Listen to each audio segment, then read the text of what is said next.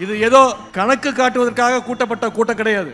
நம்முடைய எதிரிகள் போடுகின்ற தப்பு கணக்க சுக்குநூறாக உடைக்கின்ற கூட்டம் இங்க வந்திருக்கக்கூடிய இளைஞரணி கூட்டம், கொள்கை கூட்டம். பொதுவா இளைஞர்கள் அதிகமாக கூடுனா அவங்களை கட்டுப்படுத்த முடியாது, கட்டுப்பாடு இருக்காது அப்படின்ற ஒரு பிம்பம் இப்ப வந்திருக்கு. ஆனா நம்முடைய கழக இளைஞரணியினர் அப்படி கிடையாது.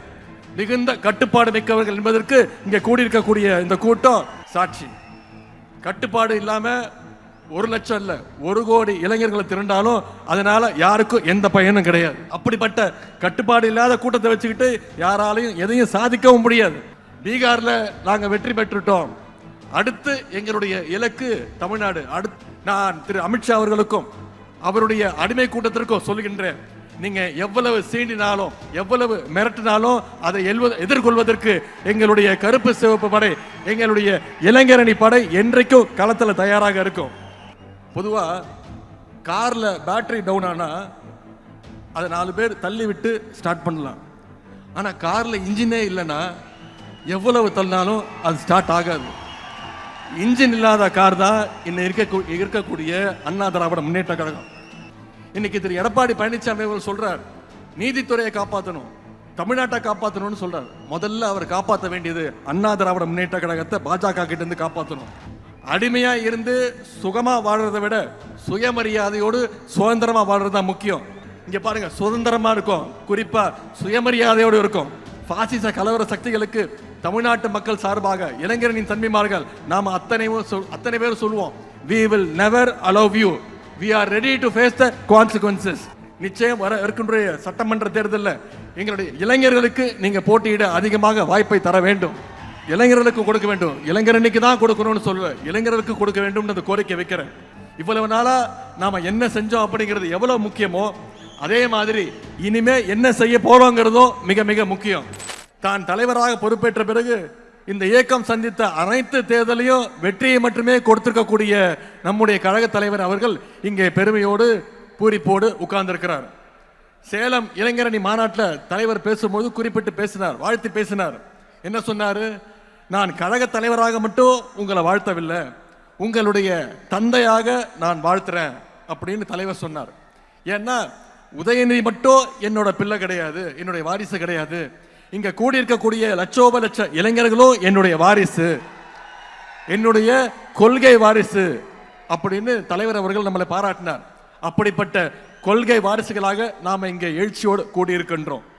இன்னைக்கு மாநாடுன்னா பல கட்சிகள்ல ஆயிரக்கணக்கில் கூட இல்லை, 100 கணக்கில் இளைஞர்களை திரட்டுறது அவ்வளோ பெரிய விஷயம், சாதாரண விஷயம் கிடையாது. ஆனா நம்முடைய கழகத்தில் மட்டும்தான் இளைஞரணி நிர்வாகிகளையே கிட்டத்தட்ட ஒரு மாநாடு போல நாம இங்க கூட்டியிருக்கிறோம். இந்தியாவிலேயே வேற எந்த இயக்கமும் செய்யாத சாதனையை நாம செஞ்சு காட்டியிருக்கின்றோம். இது ஏதோ கணக்கு காட்டுவதற்காக கூட்டப்பட்ட கூட்டம் கிடையாது. நம்முடைய எதிரிகள் போடுகின்ற தப்பு கணக்க சுக்குநூறாக உடைக்கின்ற கூட்டம் இங்க வந்திருக்கக்கூடிய இளைஞரணி கூட்டம், கொள்கை கூட்டம். பொதுவா இளைஞர்கள் அதிகமாக கூடுனா அவங்களை கட்டுப்படுத்த முடியாது, கட்டுப்பாடு இருக்காது அப்படின்ற ஒரு பிம்பம் இப்ப வந்திருக்கு. காட்டாற்று வெள்ளம் மாதிரி போயிட்டே இருப்பாங்க, யாரும் கண்ட்ரோல்லையும் இருக்க மாட்டாங்க அப்படின்ற ஒரு பிம்பம் இன்னைக்கு இருக்கு. அவங்கள யாரும் கட்டுப்படுத்த முடியாதுன்னு சொல்லுவாங்க. ஆனா நம்முடைய கழக இளைஞரணியினர் அப்படி கிடையாது. மிகுந்த கட்டுப்பாடு மிக்கவர்கள் என்பதற்கு இங்க கூடியிருக்கக்கூடிய இந்த கூட்டம் சாட்சி. கட்டுப்பாடு இல்லாம 1 லட்சம் இல்ல 1 கோடி இளைஞர்களை திரண்டாலும் அதனால யாருக்கும் எந்த பயனும் கிடையாது. அப்படிப்பட்ட கட்டுப்பாடு இல்லாத கூட்டத்தை வச்சுக்கிட்டு யாராலையும் எதையும் சாதிக்கவும் முடியாது. ஆனா உங்களை மாதிரி கட்டுப்பாடோடு இருக்கக்கூடிய இந்த கூட்டம், கொள்கை கூட்டம், கழகத்திற்கு மட்டுமல்ல இன்னைக்கு ஒட்டுமொத்த தமிழ்நாட்டுக்குமே மிகப்பெரிய ஒரு பலம்னு என்னால உறுதியாக சொல்ல முடியும். மற்ற இயக்கத்துல எல்லாம் தொண்டர்கள் இருப்பாங்க, நிர்வாகிகள் இருப்பாங்க, தலைவர்கள் இருப்பாங்க, பொறுப்பாளர் இருப்பாங்க. ஆனா திமுகவில் மட்டும்தான் உண்மையான அன்போட உடன்பரப்பேன்னு கூப்பிடுற கூட்டம் நம்முடைய திமுகவில் மட்டும்தான் இருக்கு. இன்னைக்கு நம்முடைய திராவிட முன்னேற்ற கழகம் 75 ஆண்டுகளை கடந்து 76வது ஆண்டுல நாம நடைபோட்டு இருக்கோம். இந்த 75 ஆண்டுகள்ல உடன்பிறப்புகள் சிறைகளுக்கு போயிருக்காங்க, சித்திரவதைகளை அனுபவிச்சிருக்கிறாங்க, ஏன் மொழிக்காக தன்னுடைய உயிரையே தியாகம் பண்ணி இருக்கிறாங்க. ஆனா நம்முடைய உடன்பிறப்புகளாக இருக்கட்டும், இளைஞரணி தம்பிகளாக இருக்கட்டும், எந்த நேரத்திலையும் களத்திலிருந்து பின்வாங்கியது கிடையாது, ஆதிக்கத்துக்கு அடிபணிஞ்சதுக்கு நிச்சயம் கிடையாது. எந்த நேரத்திலையும் சுயமரியாதையை விட்டு கொடுத்தது கிடையாது. அப்படிப்பட்ட திமுகவை இன்னைக்கு சில பேர் மிரட்டி பார்க்குறாங்க. குறிப்பா குஜராத்தில் ஒரு நிகழ்ச்சி, அதில் பேசின ஒன்றிய உள்துறை அமைச்சர் திரு அமித்ஷா அவர்கள் பேசுறார். நமக்கெல்லாம் ஒரு சவால் விட்டுருக்கிறார். பீகார்ல நாங்கள் வெற்றி பெற்றுட்டோம், அடுத்து எங்களுடைய இலக்கு தமிழ்நாடு, அடுத்து எங்களுடைய டார்கெட் தமிழ்நாடுன்னு ஒன்றிய உள்துறை அமைச்சர் திரு அமித்ஷா அவர்கள் பேசுறார். நான் திரு அமித்ஷா அவர்களுக்கும் அவருடைய அடிமை கூட்டத்திற்கும் சொல்லுகின்றேன், நீங்க எவ்வளவு சீண்டினாலும் எவ்வளவு மிரட்டினாலும் அதை எதிர்கொள்வதற்கு எங்களுடைய கருப்பு சிவப்பு படை, எங்களுடைய இளைஞரணி படை என்றைக்கும் களத்தில் தயாராக இருக்கும். பேரறிஞர் அண்ணா அவர்கள் 1949 நம்முடைய இயக்கத்தை கட்சியை ஆரம்பிக்கும் போது சொல்லிட்டு தான் ஆரம்பிச்சாரு. என்ன சொன்னாரு? டெல்லியினுடைய ஆதிக்கத்தை எதிர்க்கத்தான் நாங்க வரோம்னு சொல்லிட்டு தான் கருப்பு சிவப்பு கொடியை ஏத்தினார் பேரறிஞர் அண்ணா அவர்கள். அன்னைக்கு ஆரம்பிச்சு இன்னைக்கு வரைக்கும் தமிழ்நாட்டை காப்பாற்றுவதற்கான அந்த போர்க்களத்தில் திராவிட முன்னேற்ற கழகம் என்னைக்குமே முன்வரிசையில் இருந்திருக்கு. இந்த போர்க்களத்தில் எதிரிகள் தான் மாறி மாறி வந்திருக்காங்களே தவிர திராவிட முன்னேற்ற கழகம் என்னைக்குமே அதே வலிமையோடு இன்னைக்கு இருந்திருக்கு. ஏன்னா நம்முடைய முதலமைச்சர் அவர்கள் ஏற்கனவே சொன்ன மாதிரி தமிழ்நாடு என்னைக்குமே டெல்லிக்கு அவுட் ஆஃப் கண்ட்ரோல் தான். அப்படிப்பட்ட நம்மளை பார்த்து தயாராக இருங்க, நாங்கள் தமிழ்நாட்டுக்கு வரோம்னு மிரட்ட பார்க்குறாங்க. திராவிட முன்னேற்ற கழகம் ஏதோ ஆட்சி அதிகாரத்துக்கு வரணும், பதவியை தக்க வச்சுக்கணும்னு உருவாக்கப்பட்ட இயக்கம் கிடையாது. இது தமிழ்நாட்டு மக்களை, தமிழினத்தை காப்பாற்றுறதுக்காக துவங்கப்பட்ட இயக்கம். மிசா எனும் நெருப்பாற்றில் நீந்தி வந்த இயக்கம். உலக வரலாற்றிலேயே ஈடு இணையில்லாத மொழி போரை நடத்தி அதிலையும் வெற்றி பெற்ற இயக்கம் திராவிட முன்னேற்ற கழகம். தமிழ் மொழிக்காக தண்டவாளத்தில் தலை வைத்த இயக்கம் திராவிட முன்னேற்ற கழகம். பல துரோகங்களை, பல அடக்குமுறைகளை வீழ்த்திய இயக்கம் திராவிட முன்னேற்ற கழகம். இப்படிப்பட்ட எங்களை பார்த்து குஜராத்தில் உட்கார்ந்து மிரட்டி பணிய வைக்கலாம்னு நினைச்சா நிச்சயம் அது உங்க கனவுல கூட நடக்காது. இங்க கூடி இருக்கக்கூடிய இளைஞரணி தம்பிமார்களும் தலைவருடைய உடன்பிறப்புகளும் இருக்கிற வரைக்கும் நிச்சயம் அது நடக்க விட மாட்டாங்க. ஆகவே கடைசி உடன்பிறப்பு இருக்க வரைக்கும் தமிழ்நாட்டை சங்கி கூட்டத்தால தொட்டு கூட பார்க்க முடியாது. நீங்க பீகார்ல வெற்றி பெற்றிருக்கலாம், உத்தரப்பிரதேசம், மத்திய பிரதேசம்னு வடநாட்டில் நீங்க வெற்றி பெற்றிருக்கலாம். ஆனா தமிழ்நாட்டுக்குள்ள ஈஸியா நுழைஞ்சிடலான்னு நீங்க தப்பு கணக்கு போடுறீங்க. ஏன்னா நிச்சயம் நடக்காது. ஏன்னா தமிழ்நாட்டுக்குன்னு ஒரு தனித்துவம் இருக்கு. தந்தை பெரியார் அப்படிங்கிற கொள்கை நெருப்பு தமிழ்நாட்டை என்னைக்கும் சுற்றி நின்று காப்பாத்திட்டு இருக்கு. பேரறிஞர் அண்ணா, டாக்டர் கலைஞர் அவர்களும் அவங்க இன்றைக்கும் உணர்வாக இருந்து நம்முடைய தமிழ்நாட்டை வழி நடத்திட்டு இருக்கிறாங்க. ஜனநாயகத்தை பாதுகாக்க தன்னுடைய 23 வயசுலே மிசா கொடுமைகளை எதிர்கொண்ட கழக தலைவர் அவர்கள் நம்மை வழிநடத்த இன்றைக்கு இங்க இருக்கிறாங்க. பாஜக அப்படின்றது மதம் பிடிச்சு ஓடுற யானை அப்படின்னு நாம நினைச்சிட்டு இருக்கோம். ஆனா அந்த யானையை அடக்கிற அங்குசம் இதோ இங்க இருக்கக்கூடிய நம்முடைய கழக தலைவர் முத்துவேல் கருணாநிதி ஸ்டாலின் அவருடைய கைகளில் நிச்சயம் இருக்கு. இது மோடிக்கும் தெரியும், அமித்ஷாவுக்கும் தெரியும். அதனாலதான் நேரா வந்தா ஜெயிக்க முடியாதுன்னு இன்னைக்கு பழைய அடிமைகளையும் புதுசா புது அடிமைகளையும் கூட்டிக்கிட்டு துணைக்கு அழைச்சிக்கிட்டு நம்மளோட மோத பார்க்குறாங்க.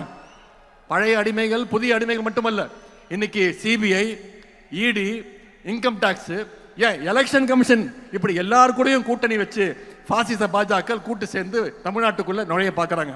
இப்படிப்பட்ட பாஜகவை நம்பித்தான் எதிர்கட்சி தலைவர் எடப்பாடி பழனிசாமி அவர்களும் தேர்தல் களத்துக்கு வந்திருக்கிறார். ஆனா நாம அப்படி இல்லை. முழுக்க முழுக்க கழகத்துடைய தொண்டர்களையும் இளைஞரணி தம்பிமார்களையும் தமிழ்நாட்டு மக்களையும் நம்பி நாம களத்துக்கு வந்திருக்கிறோம். நாம தொடர்ந்து மக்களோட இருக்கோம், மக்களும் தொடர்ந்து நம்மோட இருப்பாங்க, அந்த நம்பிக்கையோடு இருக்கும். 4 நாளுக்கு முன்னாடி சென்னையில் அதிமுகவுடைய பொதுக்குழு கூடுச்சு. அதுல ஒரு தீர்மானம் போட்டாங்க. 2026 திரு எடப்பாடி பழனிசாமி அவர்களை முதலமைச்சர் ஆக்குவோன்னு அடிமைகள் தீர்மானம் போட்டிருக்கிறாங்க. பொதுவா கார்ல பேட்டரி டவுன் ஆனா அதை 4 பேர் தள்ளி விட்டு ஸ்டார்ட் பண்ணலாம். ஆனா கார்ல இன்ஜினே இல்லைன்னா எவ்வளவு தள்ளினாலும் அது ஸ்டார்ட் ஆகாது. இன்ஜின் இல்லாத கார் தான் இன்னும் இருக்கக்கூடிய அண்ணா திராவிட முன்னேற்ற கழகம். இப்போ பாஜக அப்படின்ற லாரி அந்த இன்ஜின் இல்லாத காரை எப்படியாவது கட்டி இழுத்துட்டு போக பார்க்குது. இன்னைக்கு திரு எடப்பாடி பழனிசாமி அவர் சொல்றார், நீதித்துறையை காப்பாற்றணும், தமிழ்நாட்டை காப்பாற்றணும்னு சொல்றார். முதல்ல அவர் காப்பாற்ற வேண்டியது அண்ணா திராவிட முன்னேற்ற கழகத்தை பாஜக கிட்ட இருந்து காப்பாற்றணும். இன்னைக்கு கட்சியிலிருந்து ஒவ்வொருத்தரா வெளியே போயிட்டு இருக்கிறாங்க. ஆனா அவர் என்ன சொல்றாரு? யார் வேணாலும் வாங்க, யார் வேணாலும் போங்க, நான் மட்டும்தான் நிரந்தர பொதுச் செயலாளர். இதுதான் திரு எடப்பாடி பழனிசாமி அவர்களுக்கு தேவை. அவருக்கு தேவை மட்டும் கிடையாது, நமக்கும் தேவை அதுதான் என்பதை நீங்கள் உணர வேண்டும். திரு எடப்பாடி பழனிசாமி அவர்களே, உங்ககிட்ட ஒரே ஒரு விஷயத்தை சொல்றேன். அடிமையா இருந்து சுகமா வாழ்றதை விட சுயமரியாதையோடு சுதந்திரமா வாழ்றதுதான் முக்கியம். இதோ இங்க இருக்கக்கூடிய எங்களுடைய லட்சக்கணக்கான திராவிட முன்னேற்ற கழகத்துடைய இளைஞரணி தம்பிமார்கள், கருப்பு சிவப்பு இளைஞர்கள் இங்க பாருங்க, சுதந்திரமா இருக்கும், குறிப்பா சுயமரியாதையோடு இருக்கும். அதனாலதான் இன்னைக்கு நம்மளை நோக்கி தமிழ்நாட்டு இளைஞர்கள் தொடர்ந்து வந்துட்டு இருக்கிறாங்க, தங்களுடைய ஆதரவை கொடுக்கிறாங்க.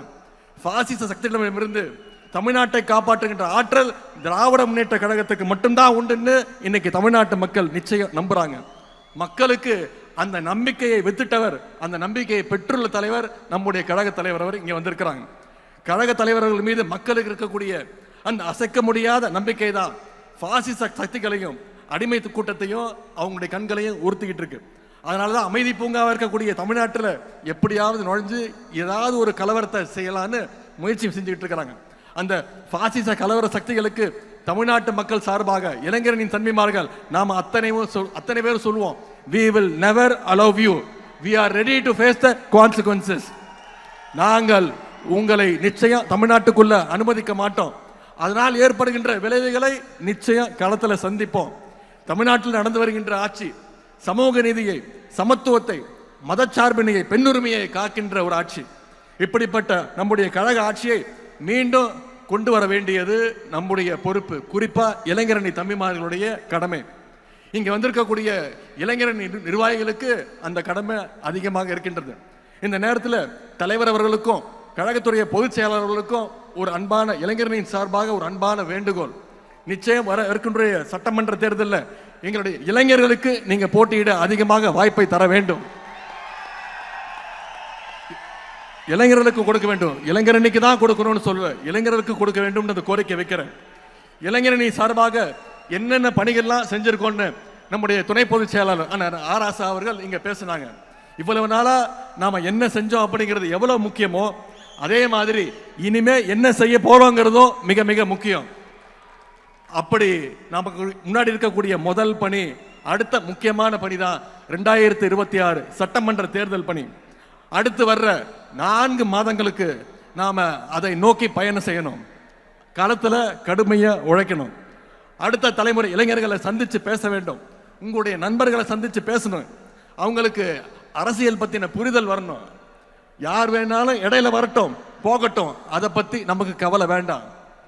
வானவில் பார்க்கறதுக்கு ரொம்ப அழகா இருக்கும், கலர் கலரா இருக்கும், அதை பார்க்கறதுக்கு மக்கள் கூடுவாங்க. ஆனா அது நிச்சயம் நிரந்தரம் கிடையாது. உதயசூரியன் மட்டும்தான் நிரந்தரம். உதயசூரியன் தான் மக்களுக்கான வெளிச்சத்தை தரும்.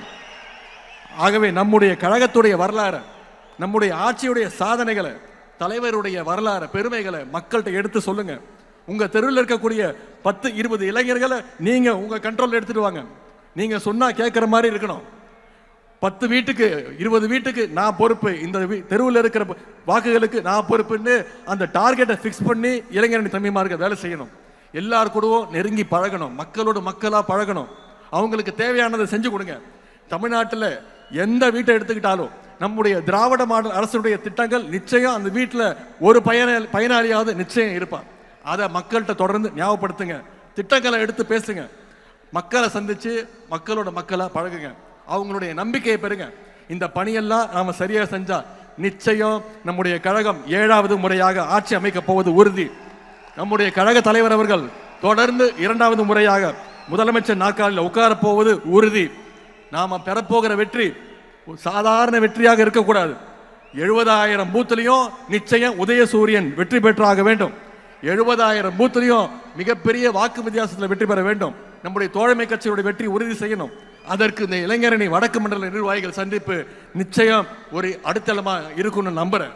இங்க இருக்கக்கூடிய வந்திருக்கக்கூடிய இளைஞரணி தம்பிமார்கள் நீங்கள் திரும்பி போகும்போது ஒவ்வொரு இளைஞரணி நிர்வாகியும் அந்த உறுதியோட அந்த நம்பிக்கையோட நீங்க சொல்லணும், திருவண்ணாமலையில கூடினோம், டிக்கெட்டும் இதனால் தமிழ்நாட்டில் வென்றோம் அப்படின்னு நாளைய வரலாறு சொல்லணும்.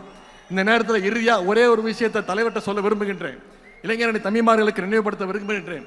2ஆம் உலகப் போர் சமயத்தில் ஜெர்மனியோட படையெடுப்பை தாக்கு பிடிக்க முடியாம எதிரில் இருந்த எல்லா நாடுகளும் ஜெர்மனி கிட்ட போய் சரண்டர் ஆயிட்டாங்க.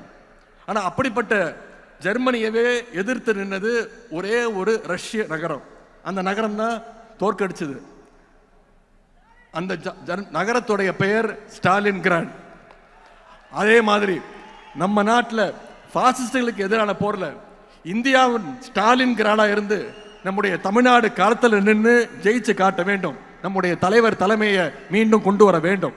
அதற்கு இங்கு கூடியிருக்கக்கூடிய லட்சோப லட்சம் இளைஞரணி பட்டாளம் நம்முடைய தலைவர்களுடைய கரங்களை நாம் வலுப்படுத்த வேண்டும்.